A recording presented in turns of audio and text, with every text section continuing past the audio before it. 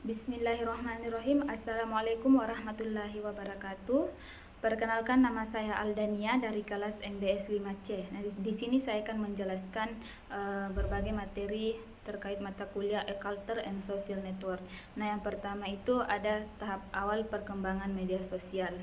Jadi tahap awal perkembangan media sosial itu dimulai dengan kehadiran Friendster pada tahun 2002. Nah, Friendster ini menjadi salah satu situs media sosial yang pertama yang populer secara global. Nah, ini memungkinkan pengguna untuk membuat profil dan berinteraksi dengan teman-teman mereka secara online.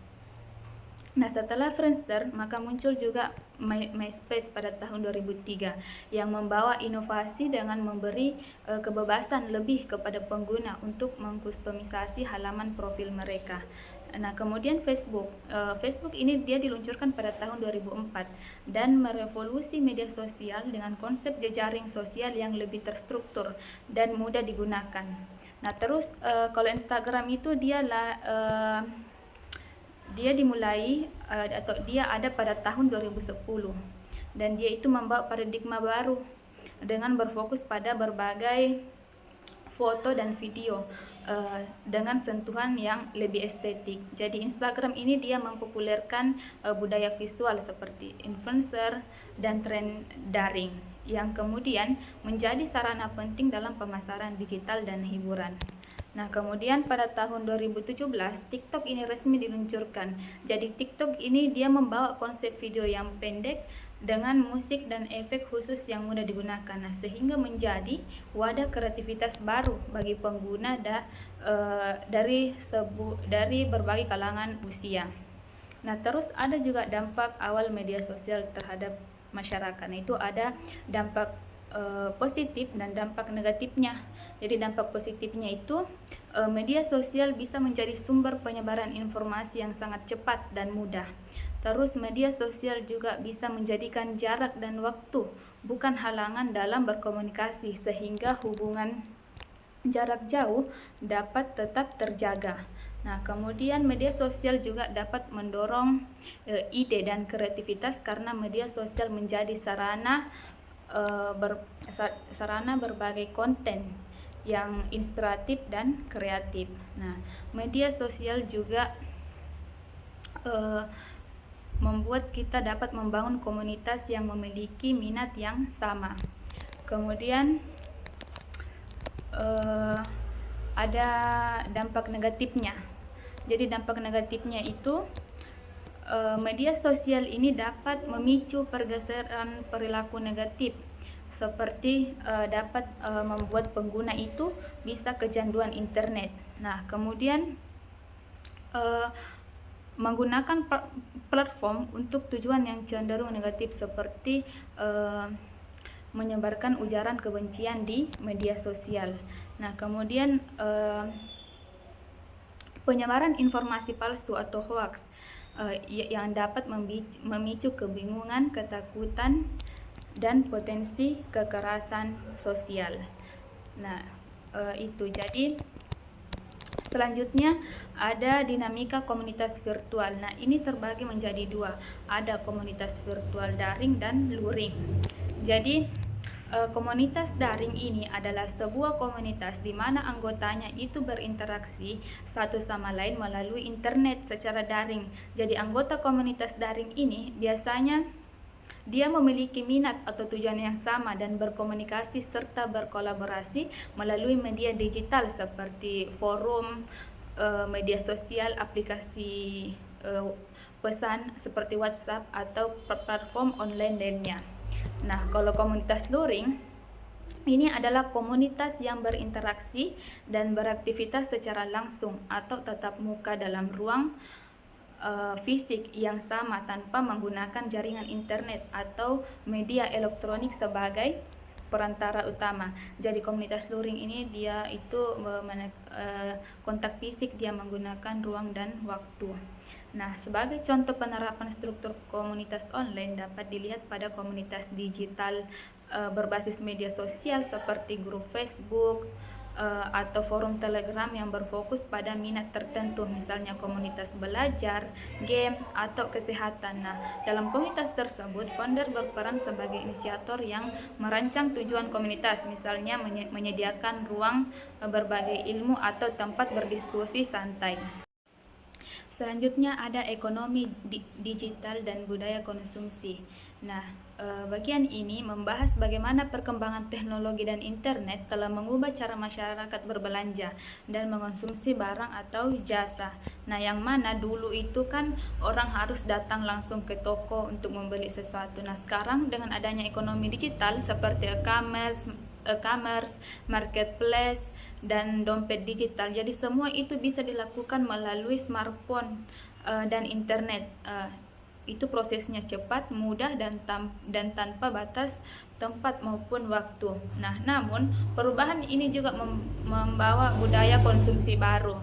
Jadi orang itu jadi lebih mudah tergoda berbelanja, apalagi dengan adanya promo seperti flash sale, gratis ongkir, dan cashback. Nah, influencer juga dan media sosial ikut mempengaruhi keputusan belanja, karena banyak orang membeli produk karena viral atau ingin mengikuti tren, itu bukan karena benar-benar butuh.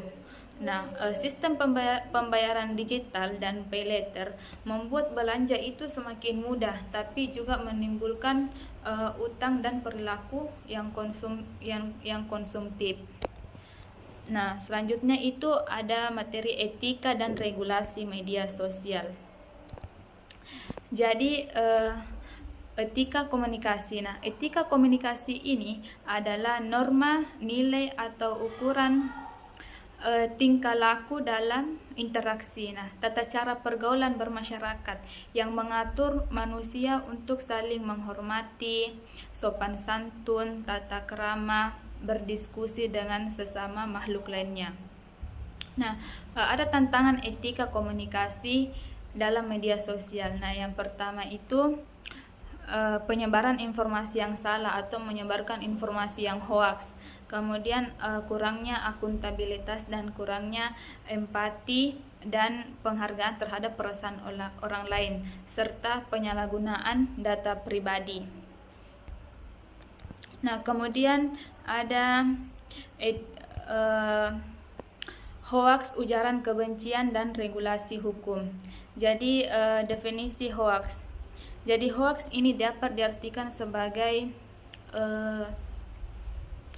penyebaran informasi yang informasi itu dibuat seolah-olah itu benar, ternyata itu informasi yang salah atau hoaks. Nah, regulasi hukumnya itu dapat dikenakan sanksi, di mana ada pada pasal 14 Undang-Undang Nomor 1 Tahun 1946 ayat 1 dan 2. Kemudian ada juga undang-undang di pasal 15 Undang-Undang Nomor 1 Tahun 1946. Kemudian ujaran kebencian. Nah, ujaran kebencian ini adalah menyebarkan atau mensuarakan kebencian orang lain itu ke media sosial. Jadi dia itu kayak dia besar-besarkan itu ujaran kebenciannya ke media sosial. Jadi dia itu dapat dikenakan regulasi hukum ujaran kebencian itu pada pasal 28 ayat 2 dan pasal 45 ayat 2 Undang-Undang ITE. Literasi digital dan keamanan cyber. Jadi, literasi digital ini adalah kemampuan seseorang itu menggunakan teknologi digital seperti alat komunikasi atau jaringan untuk mengintegrasikan dan menganalisis dan mengevaluasi informasi secara kritis. Nah, kemudian ada tantangan literasi digital. Nah, tantangan literasi digital itu adalah yang pertama itu kesenjangan akses teknologi, yang kedua itu kurangnya pendidikan dan pelatihan Kemudian yang ketiga itu penyebaran informasi yang palsu atau yang hoax. Kemudian yang keempat itu ketidakamanan cyber, dan yang kelima itu keterbatasan pengetahuan tentang etika digital. Nah, kemudian ada keamanan cyber. Jadi keamanan cyber ini adalah bentuk perlindungan terhadap sistem yang terhubung ke internet. Kemudian ada jenis dan keamanan cyber, yaitu ada yang pertama itu ada cloud security, dan yang kedua itu ada network security, dan yang ketiga itu ada application security. Nah, terus ada cara-cara bagaimana kita menjaga etika ketika kita bermedia sosial. Jadi yang pertama itu ketika kita sebagai pengguna media sosial, sebelum kita upload konten-konten itu, sebaiknya kita perhatikan dulu, kita analisa dulu apakah konten-konten yang kita upload itu tidak dapat merugikan orang lain. Nah, upayakan upload konten-konten yang bersifat menguntungkan. Kemudian tidak berkomentar yang bisa mengundang konflik atau kekacauan di media sosial.